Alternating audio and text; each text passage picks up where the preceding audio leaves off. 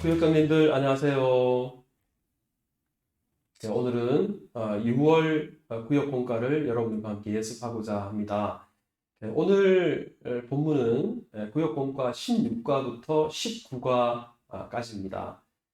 그런데 우리 원래는 6월달 3주짜리 강의를 여러분께 해야 되는데 우리 7월달 일정을 보니까 7월 둘째 주에 구역 종강 예배가 있어요. 그래서 오늘은 7월 첫째 주까지, 그러니까 6월 둘째 주부터 7월 첫째 주까지 4주 강의를 여러분과 함께 예습을 하고, 그리고 7월 둘째 주는 우리 모든 구역 식구들이 참여하는 구역 종강 예배를 드리려고 합니다. 우리 구역 공과를 이제 유튜브를 통해서 이렇게 예습 영상을 올리다 보니까 길게 하면 여러분들이 좀 힘드실 수 있을 것 같아서 핵심만 제가 집중적으로 강의를 할 테니까요. 여러분들이 잘 준비해 주시기를 바라고, 또 구역 예배를 인도하실 때에도 우리 줌을 통해서 많은 말씀을 하기가 좀 곤란할 것 같아요. 우리 핵심적인 내용을 잘 준비하셔서 전달해 주시기 바랍니다.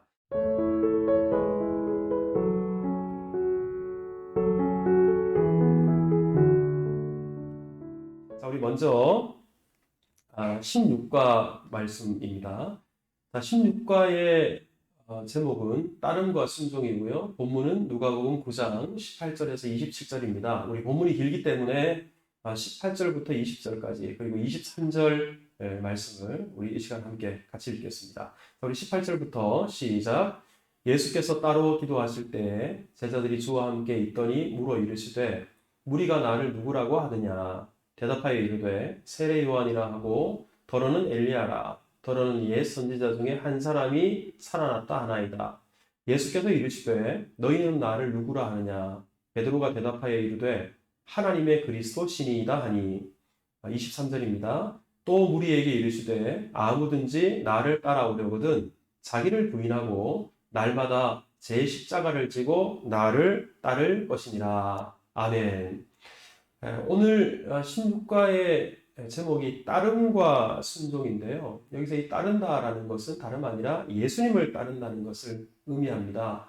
우리 성경에 보면 우리 예수님께서는 제자들을 부르셨어요. 제자들은 예수님의 부름에 따라서 예수님의 제자가 되었는데, 사실 예수님은 무슨 군인도 아니셨고 뭐 법적인 효력을 갖고 있는 권세가도 아니었습니다. 그런데도 예수님이 나를 따르라 라는 말을 들었을 때 예수님을 따른 이유는 예수님의 권세 있는 말씀 때문에, 또 예수님께서 행하시는 놀라운 기적을 보면서 억지로가 아니라 자발적으로 예수님을 따랐던 것입니다. 때문에 이렇게 예수님을 따른 제자들은 무엇보다도 예수님의 말씀에 순종할 수 있어야 돼요. 따르는 것도 기꺼이 했으니까 예수님께서 하시는 말씀에 순종하는 것도 기꺼이 그렇게 해야 되는 것이죠. 자, 그래서 오늘 16과는 바로 이렇게 예수님을 따르는 것, 예수님의 제자로서 예수님의 말씀에 순종하는 것, 이것을 우리에게 말씀하고 있습니다. 자, 우리 모두가 예수님의 제자일 텐데 어떻게 예수님을 따라야 할까요? 그리고 예수님의 제자로서 예수님의 말씀에 어떻게 순종을 해야 될까요? 이 말씀을 같이 나누겠습니다.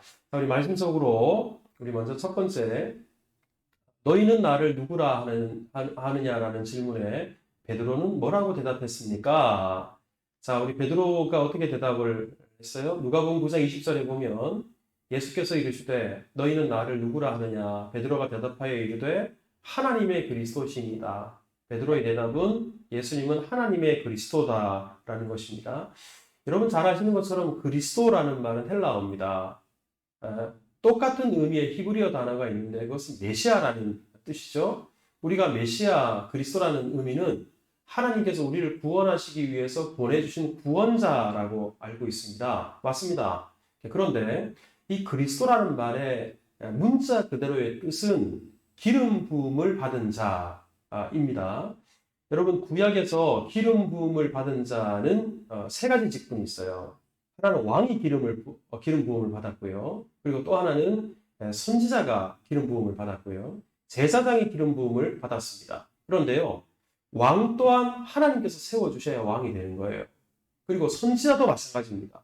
제사장도 하나님께서 구별하신 사람이 제사장이 될 수 있었습니다. 마찬가지로 예수님께서도 이 땅에 하나님이 우리를 구원하시기 위해서 기름 부어 세우신 분이라는 말입니다. 특별히 우리 예수님께서는 진정한 왕이 되시죠. 평강의 왕으로 이 땅에 오신 분이시고요. 또 예수님은 완전한 중보자가 되십니다. 제사장이 바로 하나님과 백성들 사이 중보자 역할을 했잖아요. 예수님은 완전한 중보자예요. 죄가 있는 제사장이 아니라 죄가 없으신 완전한 중보자가 되신다. 그리고 예수님은 선지자 중에 선지자입니다. 그래서 베드로가 예수님을 향해 하나님의 그리스도이십니다 라는 이 말은 바로 예수님이야말로 구약 성경에 예언한 메시아이고 하나님께서 우리를 위해서 보내주셔서 또 기름 부어 세우셔서 우리를 구원하시는 구원자가 되십니다 라는 이 고백입니다. 이 고백이 얼마나 귀합니까? 우리 또한 예수님을 그저 나를 도와주시는 분 또는 내 욕심을 채워주시는 분, 성공하게 해주시는 분, 부자 되게 해주시는 분, 이렇게 내 유익을 위해서 존재하시는 분이 아니라 바로 나의 죄를 구원하시는 구원자가 되신다는 사실, 그리스도이심을 꼭 고백하실 수 있기를 축복합니다. 자, 2번입니다. 우리 같이 한번 읽어볼까요? 시작. 베드로의 대답을 듣고 예수님께서는 무엇을 경고하셨습니까? 자, 우리 베드로가 예수님께 최고의 신앙 고백을 드렸어요. 그랬더니 그 대답을 들으시고 예수님께서 누가복음 9장 21절 이렇게 말씀합니다. 경고하셨다는 거예요. 그리고 이 말을 아무에게도 이르지 말라. 그렇게 명령하셨습니다. 자, 여기서 베드로의 신앙 고백이 틀린 것도 아닌데 왜 이 고백을 들으신 예수님께서 경고까지 하시면서 누구에게도 이렇게 그리스도라는 것을 말하지 말라라고 명령하셨을까? 그러니까 이것은 다름 아니라 아직 예수님의 때가 이르지 않았기 때문에 그래요. 예수님께서 이렇게 제자들을 부르시고 난 이후에 3년이 지난 후에 십자가에 못 박혀 죽으시잖아요. 그때까지 아직 하셔야 될 일이 많습니다. 그런데 벌써부터 예수님을 그리스도라고 하게 되면 예수님의 복음사에게 지장이 많겠죠. 우리 또 예수님의 그리스도라고 제자들이 여기저기 떠벌리고 다니게 되면 그러면 예수님만 위험에 처하는 것이 아니라 제자들 또한 위험에 처할 수가 있습니다. 그래서 아직 예수님의 십자가의 때가 되지 않았기 때문에 예수님께서는 아무에게도 예수님이 그리스도라는 사실을 말하지 말 것을 경고하시고 명령하신 것입니다. 자, 우리 3번을 같이 보겠습니다. 우리 3번 같이 읽어요. 시작. 예수님을 따르려면 어떻게 해야 합니까?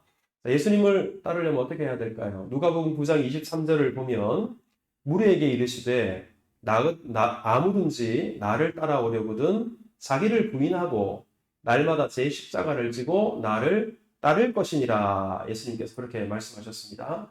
여러분, 예수님을 따른다라는 것, 이것은 예수님이 그리스도이시기 때문에 우리가 예수님을 따르는 겁니다.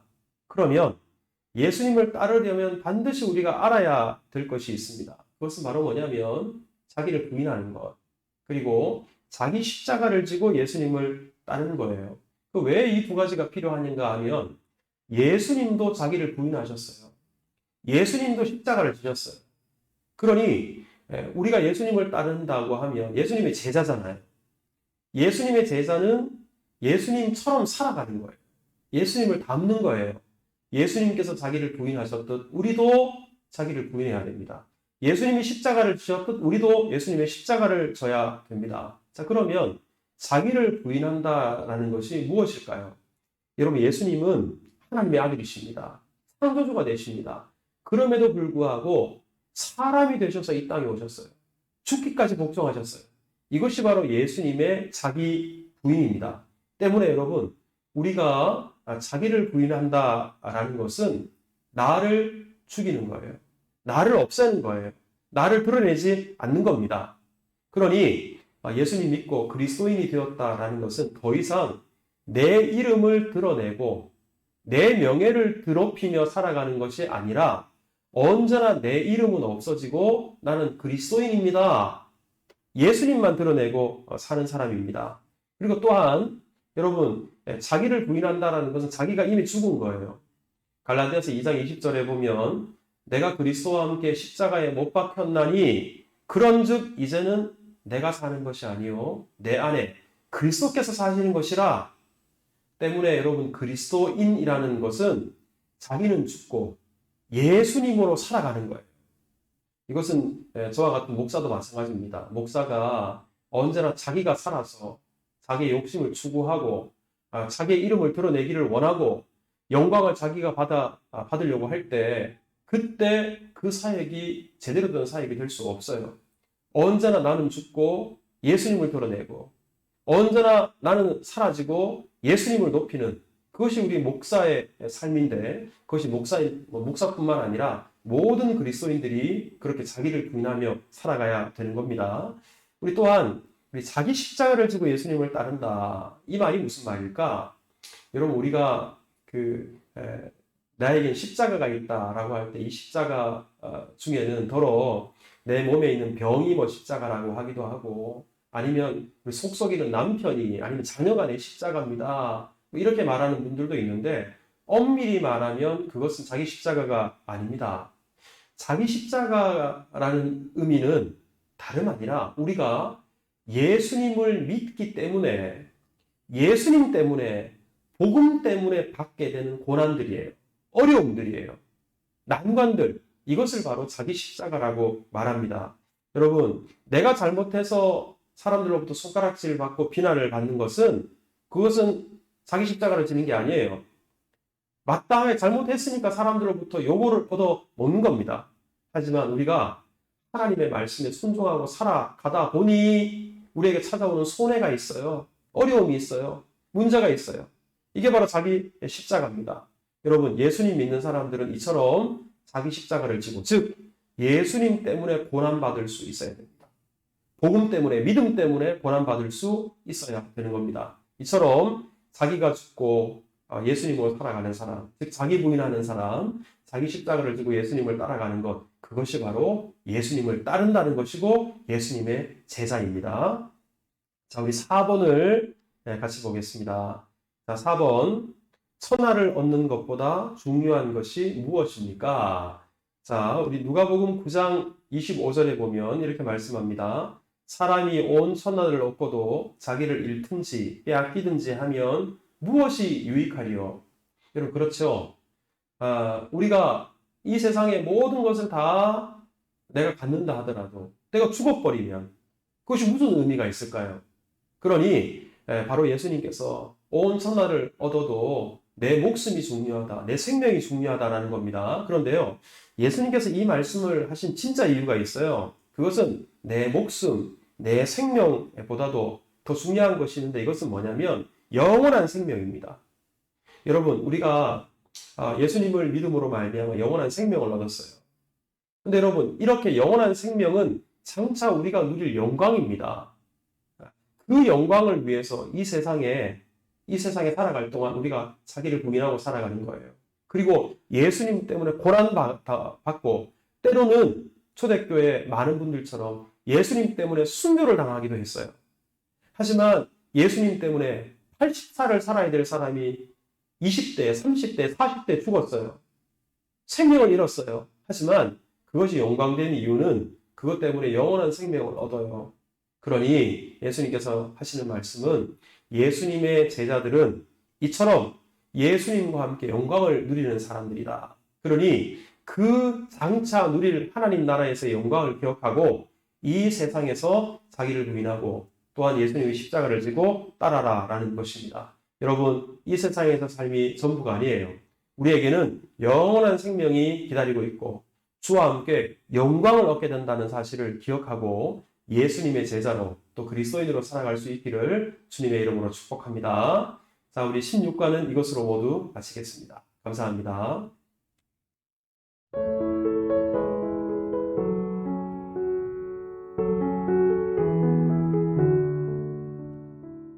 자, 우리 이어서 17과를 여러분들과 함께 나누겠습니다.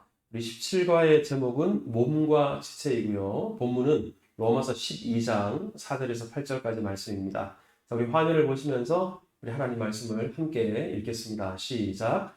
우리가 한 몸에 많은 지체를 가졌으나 모든 지체가 같은 기능을 가진 것이 아니니 이와 같이 우리 많은 사람이 그리스도 안에서 한 몸이 되어 서로 지체가 되었느니라.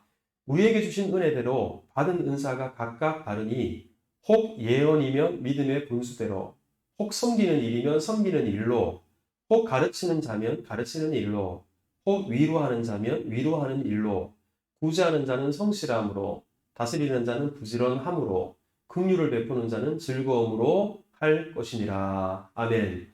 자, 우리 오늘 17가의 제목이 몸과 지체입니다. 이것이 무슨 의미냐면 몸은 하나죠. 하지만 하나인 몸에 여러 지체들이 있어요. 이것을 몸과 지체라고 한 것입니다. 제가 그 가정의 달에 지체에 대해서 서로 지체가 됨이라 우리 말씀을 같이 좀 나눴잖아요. 이 지체라는 말의 뜻이 영어로 멤버스입니다.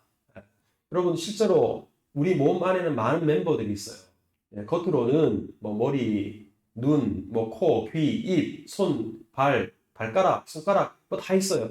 이것이 다 지체고요. 또 우리 몸 속에는 뭐 허파, 그리고 심장, 신장, 췌장, 대장, 위 이런 속 안에도 멤버들이 있습니다. 자, 이 모든 지체들이 한 몸을 이루는 거예요. 이것을 바로 몸과 지체라고 합니다. 네, 여러분, 우리가 신앙생활을 하는 데 있어서 이 지체를 잘 이해하는 것이 대단히 중요합니다. 왜냐 그러면 신앙생활이라고 하는 것은 교회를 떠나서는 할 수 없어요. 근데 여러분, 교회가 뭡니까? 건물이 아니잖아요. 교회는 공동체예요. 성도들의 모임이 교회입니다. 그러니까 저도 지체이고 여러분 한 분 한 분도 다 지체예요. 이 지체들이 다 모여서 한 몸을 이루게 되는 겁니다. 그러니 이 한 몸 안에 있는 지체, 이 지체를 이해하는 것이 얼마나 우리 신앙생활에 있어서 중요하겠습니까? 자, 우리 17과는 바로 이렇게 한 몸 안에 여러 지체가 있다. 그 지체가 무엇인가? 이것을 우리에게 말씀해 주고 있는데 우리 말씀을 함께 나눠보겠습니다. 자, 우리 말씀 속으로 1번입니다. 우리 다 같이 시작. 그리스도와 성도의 관계는 무엇입니까? 자, 우리 로마서 12장 5절을 보시면 이와 같이 우리 많은 사람이 그리스도 안에서 한 몸이 되어 서로 지체가 되었느니라. 자, 여러분 이 구절을 근거로 해서 그리스도와 성도의 관계는 무엇입니까? 자, 그리스도는 무엇보다도 머리가 되십니다. 그리스도는 머리예요. 주인이라는 뜻이고 예수님께서 다 머리가 되셔서 주관하신다는 의미입니다. 자, 그러면 우리 성도는 무엇입니까? 머리 대신 그리스도의 몸이에요. 이것이 다름 아니라 우리 머리와 몸의 관계, 이것이 바로 성도와 예수님과의 관계가 되는 것입니다. 자, 때문에 여러분 예수님이 머리고 그 몸을 이루고 있는 지체들은 사실상 누가 높고 누가 낮은 것이 없어요. 누가 귀하고 누가 천한 것이 없습니다. 때문에 여러분 우리가 알아야 될 것은 예수님과 우리와의 관계는 수직적인 관계예요. 수직적인 관계. 예수님의 말씀에 우리가 무조건 순종하고 예수님은 머리시다. 예수님은 주인이시다. 인정해야 되는 겁니다. 하지만 성도와 성도와의 관계는 지체 간의 관계예요. 역할이 다를 뿐 질서상에 뭐 위에 있고 아래에 있고 그 차이가 있을 뿐 성도와 성도와의 관계는 철저하게 수평적이 되어야 합니다. 만약에 제가 목사라고 여러분들 위에 군림하려고 하면 안 될 거예요. 그리고 교회에서도 굳은 일을 하고 그리고 덜 중요하게 보이는 일을 한다 그래서 하찮게 여기고 무시하고 얕잡아 보고 이런 일이 교회에서 있어서는 안 될 것입니다. 교회의 직분은 모두 다 섬김직이고 성도와 성도 간의 관계는 바로 수평적인 관계이기 때문에 그렇습니다. 자, 우리 2번을 한번 볼까요? 은사는 무엇입니까? 라고 질문합니다. 자, 은사가 뭘까요, 여러분? 은사는 그 문자 그대로의 뜻은 하나님께서 주시는 은혜의 선물이다. 이게 은사라고 합니다. 자, 그래서 로마서 12장 3절을 한번 보세요. 내게 주신 은혜로 말미암아 너희 각 사람에게 말하노니 마땅히 생각할 그 이상의 생각을 품지 말고 오직 그 다음 부분 보세요. 하나님께서 각 사람에게 나누어 주신 믿음의 분량이라고 그랬어요. 하나님께서 우리에게 나누어 주신 거예요. 하나님의 선물입니다. 로마서 12장 6절에도 보면 우리에게 주신 은혜대로 받은 은사가 각각 다르다. 은사는 다름이 아니라 하나님께서 은혜대로 우리 각각 다르게 주셨다라는 것입니다. 이것이 바로 은사입니다. 그래서 여러분 이 성경에 보면 은사를 나타내는 다른 용어가 하나가 있는데 달란트라는 말을 아시죠? 재능이에요. 저에게 주신 재능이 다르고 여러분들에게 주신 또 재능이 다릅니다. 자, 이런 달란트들을 하나님께서 우리에게 각각 나누어 주셨습니다. 은혜로 주셨습니다. 때문에 여러분 우리가 이 은사라고 할 때 기억해야 될 것은 하나님께서 주신 것이기 때문에 귀하지 않은 은사가 없다라는 것을 알아야 됩니다. 목사인 저는 하나님 말씀을 전하는 것이라 그래서 귀한 은사를 받았고 때로는 주차 봉사를 하고 식당에 봉사를 하고 이런 것은 상대적으로 덜 중요한 은사고 여러분 이게 아니에요. 하나님께서 주신 은사는 모두 다 귀한 것입니다. 왜? 하나님께로부터 나왔으니까. 또 한 가지 우리 은사는 이렇게 하나님께서 주신 것이기 때문에 이 은사를 가지고 자랑하거나 의시되거나 다른 사람을 얕보거나 이렇게 하면 안 돼요. 하나님께서 주신 것을 가지고 하나님을 섬겨야 되고 그리고 거저 받았으니 거저 주어야 된다 이런 마음을 가지고 이웃들을 섬기는데 교회 유익을 위해서 이 은사를 사용해야 하는 것입니다. 그래야 은사입니다. 그것을 기억하십시오. 자, 우리 그럼 3번을 같이 보겠습니다. 우리 3번은 성도의 은사가 각각 다른 이유가 무엇입니까? 자, 우리 로마서 12장 6절을 보면 우리에게 주신 은혜대로 받은 은사가 각각 다르다 그랬어요. 자, 그런데요. 이렇게 은사가 각각 다른 이유는 고린도전서 12장 7절에 보면 각 사람에게 성령을 나타내심은 유익하게 하려 함이라. 자, 여러분 한번 생각해 보세요. 우리 성도들이 지체가 되어서 그리스도의 몸을 이루어야 되는데 모두가 다 손이라면 모두가 다 입이라면 모두가 다 발이라면 어떻게 될까요? 그리스도의 몸이 될 수 있을까요? 그럴 수 없죠. 손 역할을 하는 사람이 있어야 되고 발 역할을 하는 사람이 있어야 되고 입 역할, 눈 역할을 하는 사람들이 있어야 됩니다. 때문에 여러분 성도의 은사가 이렇게 각각 다른 이유는 그리스도의 건강한 몸을 조화롭게 이루기 위해서 그리고 결국은 그리스도의 몸이 되어서 유익하게 하도록 하기 위해서 서로를 유익하게 하고 그리고 머리 대신 예수 그리스도의 영광을 위해서 우리 각각 다른 은사를 우리에게 허락해 주셨습니다. 자, 우리 마지막으로 4번입니다. 위로하는 자, 구제하는 자, 다스리는 자, 긍휼을 베푸는 자는 각각 어떻게 서로를 섬겨야 합니까? 자, 우리 로마서 12장 8절을 한번 보세요. 위로하는 자는 위로하는 일로 섬겨야 되고 구제하는 자는 성실함으로 섬겨야 되고 다스리는 자는 부지런함으로 섬겨야 되고 긍휼을 베푸는 자는 즐거움으로 섬겨야 된다. 이렇게 말씀합니다. 자, 그런데요.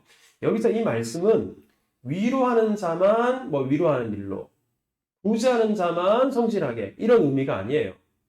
여기서 나와 있는 것들은 각각 다른 은사를 받은 우리들이 어떻게 하면 이 은사를 가지고 잘 섬길까라는 것에 대한 원리를 알려줍니다. 자, 우리 먼저 위로하는 자는 위로하라 그랬잖아요. 이 말은 우리가 각자 은사가 다 다른데 그 주신 은사, 받은 은사에 충실해야 된다는 거예요.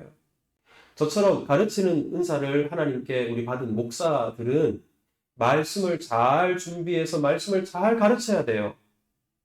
이것이 은사를 받은 사람이 그 은사를 따라 섬기는 방법입니다. 그리고 또한 여러분들 중에 찬양의 은사를 갖고 계신 분들이 계십니다. 우리 성가대 또한 우리 찬양팀 그 주신 은사를 가지고 직분에 걸맞게 최선을 다해서 잘 섬길 수 있어야 되는 겁니다.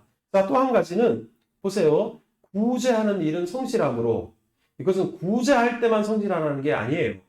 다스리는 자는 부지런함으로 그랬잖아요. 다스리는 자만 부지런해야 되는 게 아니에요.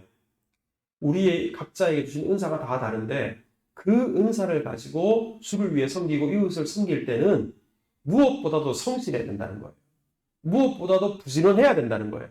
모든 은사를 받은 사람들은 다 이렇게 성실하게 부지런하게 섬길 수 있어야 됩니다. 자, 또한 우리 맨 끝부분 보세요. 긍휼을 베푸는 자는 즐거움으로 할 것이니라. 이것은 긍휼을 베풀 때만 즐거움으로 하는 의미가 아니라 여러분 우리가 은사를 받아서 하나님을 섬기고 이웃을 섬길 때 억지로 나지 못해서 하는 게 되면 안 돼요. 이 은사를 따라 섬길 때 기쁨으로 즐거움으로 감사함으로 할 수 있어야 된다는 말입니다. 자, 여러분 우리가 각자 주신 은사가 다른데 그 은사를 가지고 어떻게 섬겨야 되는가? 그 은사에 걸맞게 은사에 충실해야 되고 그 다음에 은사를 따라 부지런하게 성실하게 섬겨야 되고 우리 세 번째는 즐거움으로 기쁨으로 섬겨야 된다. 이 사실을 기억하고 우리가 그렇게 섬길 때 머리 대신 그리스도께 영광을 돌려드리는 것이 되고 서로 영적인 유익을 얻게 될 것입니다. 여러분 기억하십시오. 우리 모두는 지체입니다. 더 높고 더 낮은 분이 없습니다. 더 귀하고 귀하지 않은 분이 없습니다. 우리 모두가 수평적인 관계 속에서 그리스도의 건강한 몸을 이루는 지체가 된다는 사실을 꼭 기억하시고 나보다 남을 낮게 여기고 그리고 내가 가진 은사를 따라서 언제나 기꺼이 우리 이웃들을 또 그리스도를 섬길 줄 아는 우리 지체들이 다 될 수 있기를 주님의 이름으로 축복합니다. 자, 우리 17과 여기에서 모두 마치겠습니다. 감사합니다.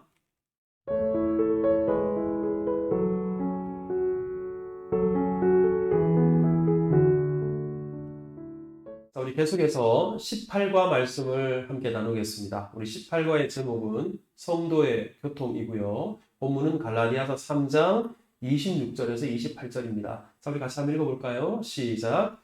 너희가 다 믿음으로 말미암아 그리스도 예수 안에서 하나님의 아들이 되었으니 누구든지 그리스도와 합하기 위하여 세례를 받은 자는 그리스도로 옷 입었느니라.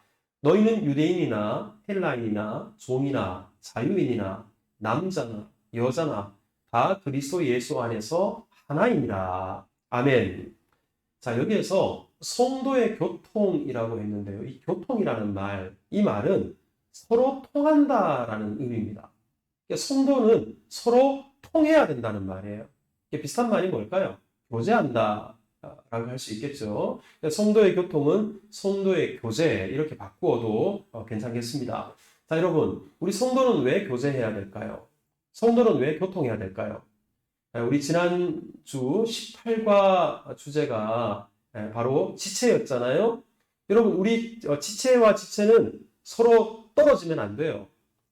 서로 단절되면 안 돼요. 연결돼야 됩니다. 그래서 한 지체가 아프면 다른 지체가 아픈 거예요. 한 지체가 건강하면 다른 지체도 건강하게 되는 거예요. 그럼 이게 지체잖아요. 그러니 성도는 무엇보다도 서로 통해야 합니다. 서로 연결되어 있어야 됩니다. 서로 아주 친밀하게 교제해야 됩니다. 여러분 그래야 모든 지체가 건강하게 살아갈 수 있어요. 여러분 우리 성도들은 혼자서 신앙생활을 할 수 없어요. 성도의 교제는 우리 신앙에 있어서 대단히 중요합니다. 우리 코로나 시대에도 우리 구역 예배를 이 줌을 통해서 계속하는 이유가 뭘까요? 교제. 여러분 아무것도 아닌 것처럼 대수롭지 않게 얘기할지 모르지만 성도의 교제가 무너지면 교회가 무너져요. 왜? 교회는 성도의 모임, 성도의 공동체이기 때문에 그렇습니다. 성도의 교통이 그만큼 중요하다는 사실입니다. 자, 우리 오늘 18과는 바로 이 중요한 성도의 교통을 함께 나눕니다. 자, 우리 말씀 속으로 들어가겠습니다. 자, 1번입니다. 무엇으로 말미암아 하나님의 아들이 될 수 있습니까? 자, 우리 갈라디아서 3장 26절에 보면 너희가 다 믿음으로 말미암아 그리스도 예수 안에서 하나님의 아들이 되었다 그랬습니다. 성도의 교통에 있어서 왜 하나님의 아들, 믿음으로 하나님의 아들이 되는 것이 중요한가 하면 여러분 우리가 믿음으로 하나님의 아들이 되잖아요. 근데 이 믿음이 제 믿음이 다르고 여러분들의 믿음이 다른 게 아니에요. 여러분 우리 모두는 한 분 예수 그리스도를 한 믿음으로 믿는 믿음으로 하나님의 아들이 되었어요. 저도 하나님의 아들이고 여러분들이 하나님의 아들이고 한 믿음으로 우리는 모두 다 하나님의 자녀들이 되었다라는 사실입니다. 그러니까 서로 성향이 다를 수는 있어요. 지식의 정도는 다를 수 있어요. 또 정치적인 색깔도 다를 수 있어요. 하지만 우리 교회를 이루고 있고 우리 한 지체들은 무엇보다도 한 믿음으로 하나님의 자녀가 되었고 교회를 이루고 있다는 사실을 꼭 기억해야 됩니다. 그래서 이런 믿음의 위력이 얼마나 큰지 정치적으로 달라도 정치적인 성향보다도 믿음이 앞서요. 여러분, 우리의 지식의 정도가 다를 수 있어도 믿음이 앞서요, 여러분. 우리의 성향이 달라도 그 성향을 뛰어넘는 것이 믿음입니다. 그러기에 여러분, 우리 모두는 믿음으로, 한 믿음으로 말미암아 하나님의 자녀가 되었다. 이 사실을 기억하고 주 안에서 하나를 이루고 성도의 교통함이 있기를 바랍니다. 자, 우리 두 번째, 하나님의 아들이 누리는 특권은 무엇입니까? 우리 갈라디아서 3장 27절에 보면 누구든지 그리스도와 합하기 위하여 세례를 받은 자는 그리스도로 옷 입었느니라 그랬어요. 여러분, 하나님의 자녀들은 무엇보다 예수님으로 말미암아 하나님의 자녀가 되었잖아요. 그래서 우리 모두는 예수님이라는 옷을 입게 되었습니다. 이게 바로 하나님의 아들이 누리는 특권입니다. 자, 또 한 가지 특권은 로마서 8장 17절인데 보세요. 자녀이면 또한 상속자, 곧 하나님의 상속자요. 그리스도와 함께한 상속자니, 자, 상속자라는 말이 3번 나옵니다. 여러분, 우리 이 세상에도 아들은, 또 자녀들은 부모로부터 상속을 받아요. 그런데 그것이 이 세상에서만 해당되는 게 아닙니다. 영적인 세계에서도 우리가 예수 그리스도 안에서 하나님의 자녀가 되었다고 하면 하나님의 것을 상속받습니다. 이것이 바로 하나님의 자녀가 누리는 특권입니다. 그러면 우리가 받아 누리는 하나님의 상속이 뭘까요? 보세요. 로마서 8장 17절 뒷부분에 보면 우리가 그와 함께 영광을 받는다 그랬어요. 물론 고난도 받을 것이지만 그와 함께 영광을 받을 것입니다. 이 고난 다음에 영광이니까 영광이 최종적인 거예요. 여러분, 우리 그리스도께서 십자가에 못 박혀 죽으시고 난 이후에 우리 하나님께서 예수님의 이름을 높여서 모든 이름 위에 뛰어난 이름을 허락하셨습니다. 모든 천하 만국의 영광을 예수님에게 허락해 주셨습니다. 여러분, 마찬가지예요. 우리도 하나님의 자녀가 되었기 때문에 하나님의 나라를 상속받게 될 것입니다. 영원한 생명을 얻게 될 것입니다. 주와 함께 영원토록 왕노릇하게 될 것입니다. 이것이 바로 하나님의 자녀들이 누리는 놀라운 특권입니다. 여러분, 기억하십시오. 이 세상에서는 별 볼 일 없는 사람일지라도, 세상 사람들은 나를 알아주지 않는다 할지라도 하나님의 자녀들은 이렇게 영광스러운 상속자가 된다는 사실을 꼭 기억하고 날마다 이 영적 자부심을 가지고 살아갈 수 있기를 주님의 이름으로 축복합니다. 자, 우리 세 번째, 예수 그리스도로 옷 입는다라는 것은 무슨 의미일까요? 자, 갈라디아서 3장 27절에 보면 누구든지 그리스도와 합하기 위하여 세례를 받은 자는 그리스도로 옷 입었다 그랬습니다. 여기서 옷이라는 것은 그 사람의 신분을 보여줘요. 군인은 군복을 입죠. 군복 입은 것을 보면 군인이다 그러잖아요. 의사는 의사 가운을 입고, 법관은 우리 법관들이 입는 제복을 입습니다. 목사도 제가 예식을 집례할 때는 우리 목사 가운을 입습니다. 그 옷을 보면 그 사람이 어떤 신분인지를 우리가 알게 되는 겁니다. 자, 그러니 우리는 원래 예수님 믿기 전에 진노의 자녀였어요. 사탄에게 속해 있었습니다. 하지만 그 옛사람의 옷을 벗어버리고 이제는 예수님으로 옷 입었습니다. 이 말은 다름 아니라 예수님이 하나님의 자녀 아들이잖아요. 그러니 예수님으로 옷 입었다는 것은 우리 또한 예수님의 십자가로 말미암아 하나님의 자녀가 되었다는 거예요.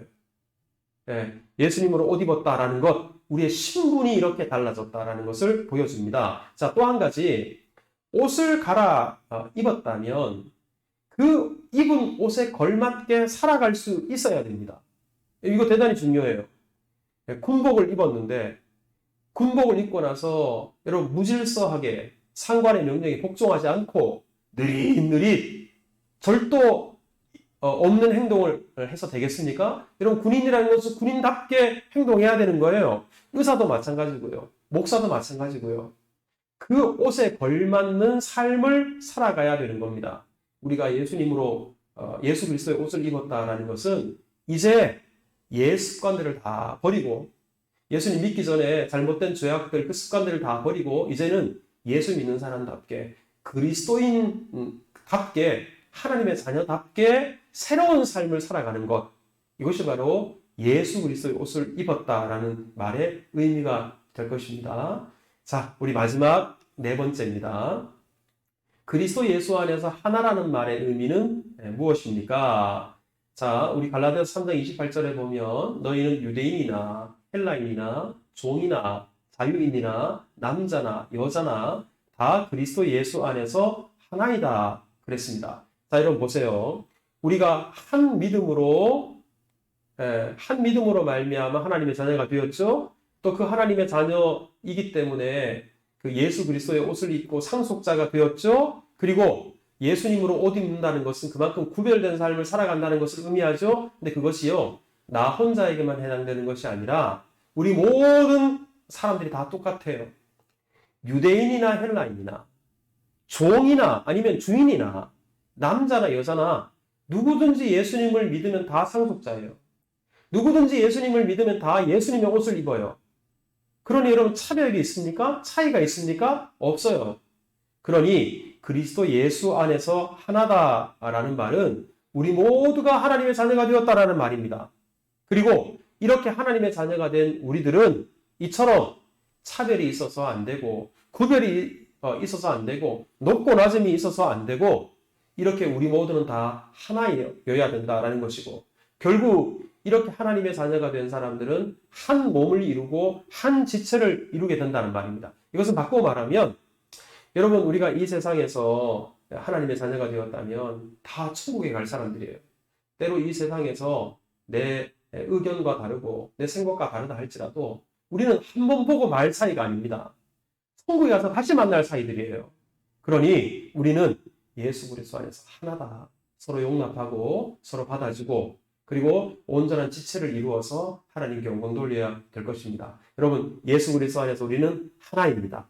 한 몸입니다. 차별이 없습니다. 이 사실을 꼭 기억하시고, 나만 구원받은 것이 아니라 우리의 지체들도 구원받았다는 사실을 꼭 기억하시고 존중해 줄 수 있기를, 귀히 여기실 수 있기를, 사랑하실 수 있기를 주님의 이름으로 축복합니다. 자, 18과 우리 성도의 교통 우리 모두 마치도록 하겠습니다. 감사합니다.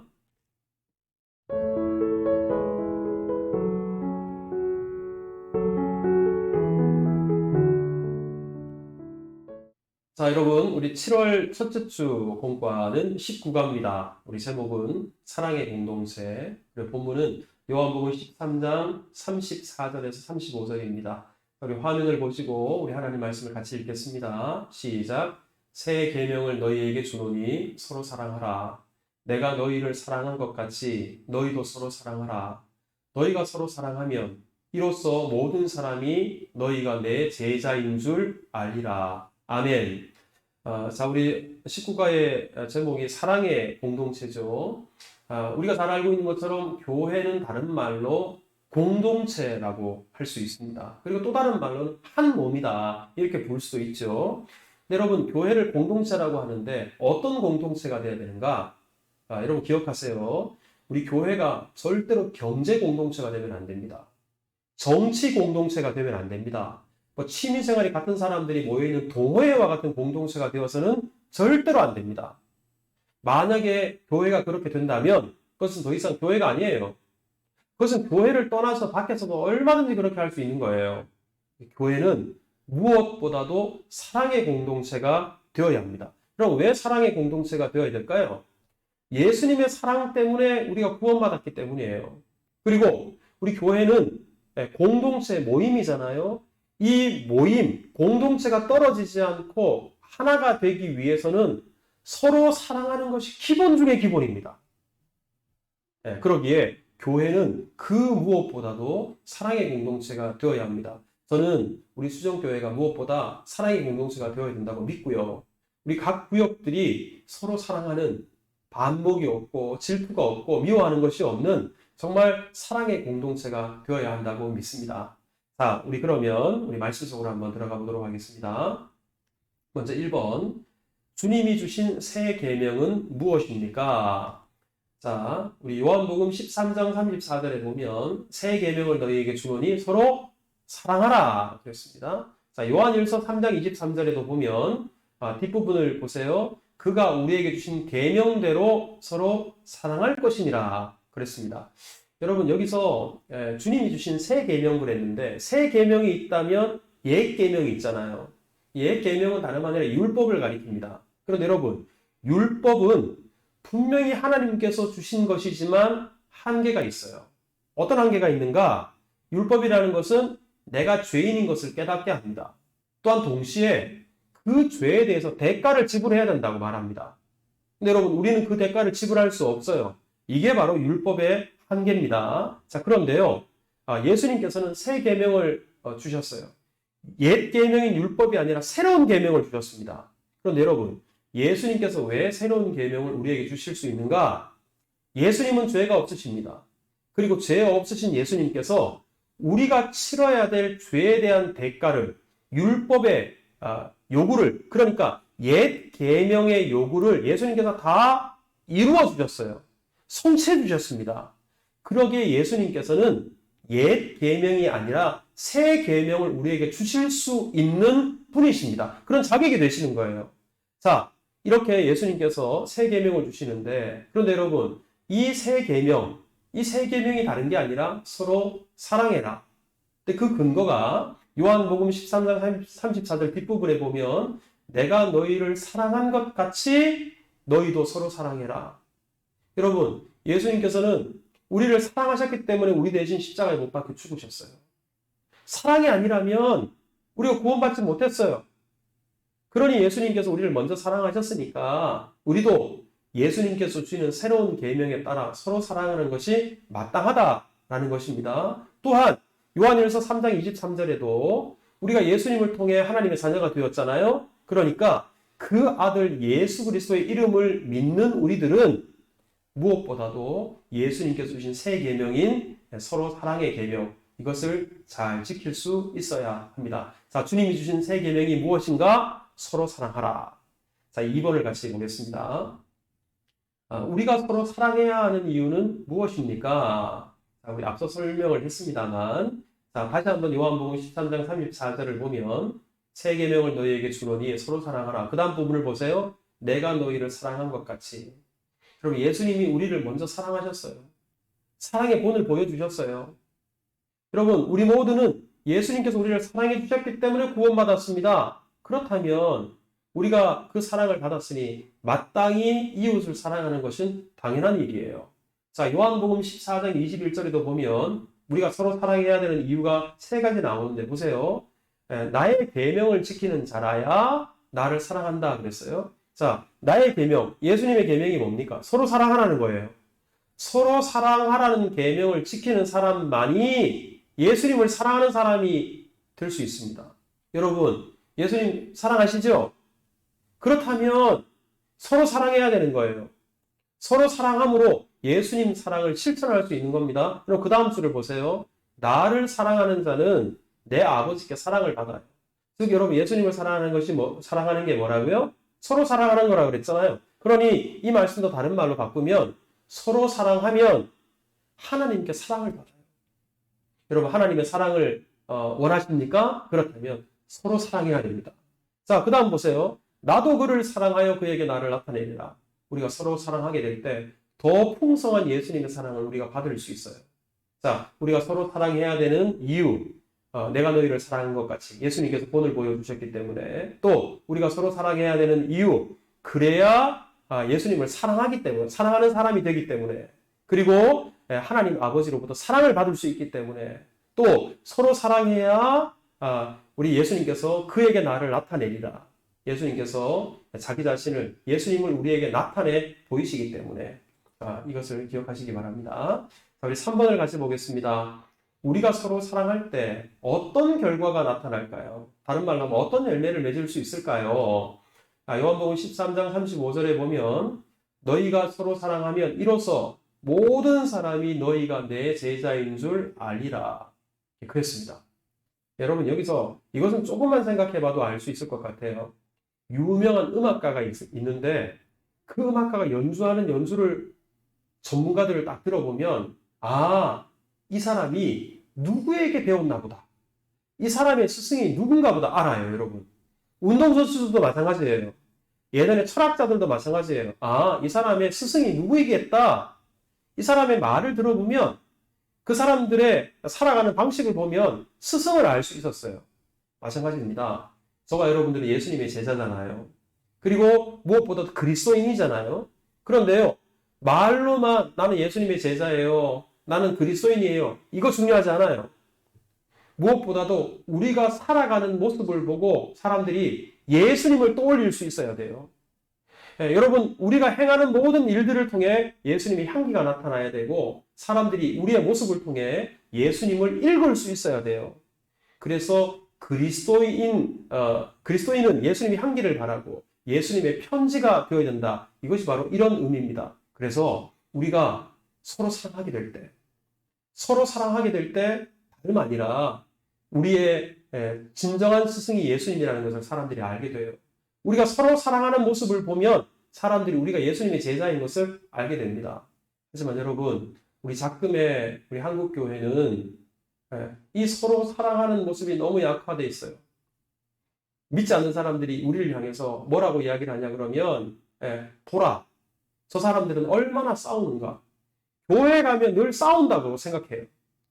성도들이 서로 갈라지고 나누어지고 서로 미워하고 반목하고 이것을 믿지 않는 사람들이 하도 많이 봐서 그렇습니다.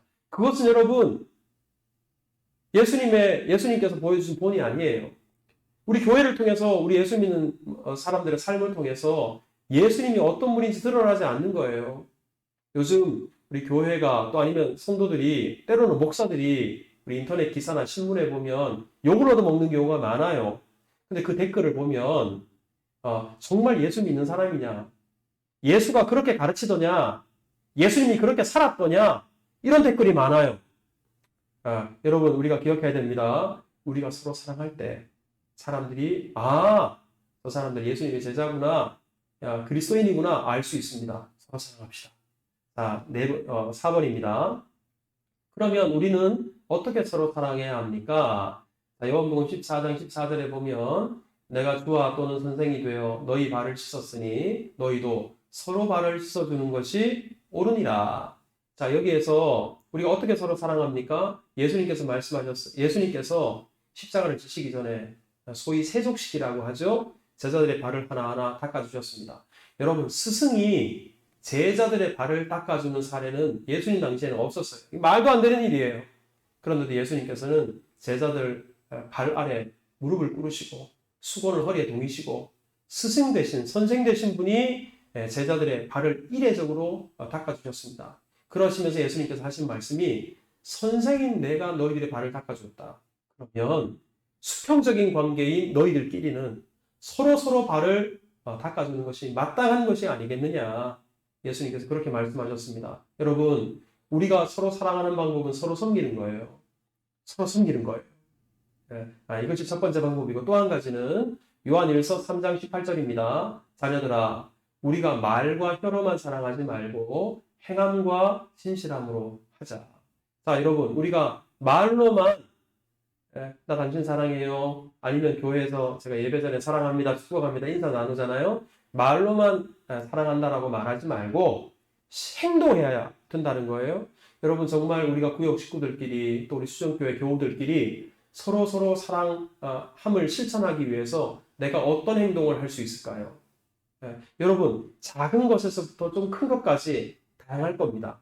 분명한 것은 말뿐인 사랑이 아니라 실천하는 사랑이 필요하다라는 거고, 그 다음에는 우리 형제들끼리 무엇보다 서로 진실해야 됩니다.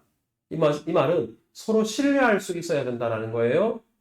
여러분, 다른 것보다 우리 성도들끼리 속이지 말고, 성도들끼리 거짓말하지 말고, 우리 서로 진실하게 대하고 진정성 있게 대하는 것, 이것이 바로 서로 사랑을 실천하는 방법입니다. 우리 구역 식구들끼리 이렇게 서로 사랑을 잘 실천하고 계시라고 믿는데, 우리 이후로도 서로 행함과 진실함으로 사랑을 실천해서 주님의 영광을 드러내는 우리 더욱 사랑의 공동체를 이루는 우리 모두가 될 수 있기를 주님의 이름으로 축복합니다.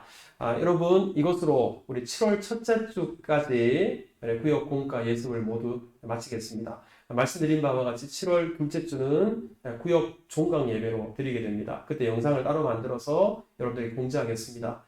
힘든 상황에서도 이렇게 구역 예배 여러분들 성실하게 잘 따라주셔서 감사하고요.